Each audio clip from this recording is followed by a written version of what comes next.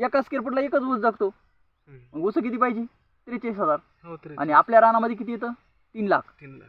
म्हणजे आपण किती जरी खत टाकला तरी ते कमीच पडायला ना त्याला. असं आहे ना.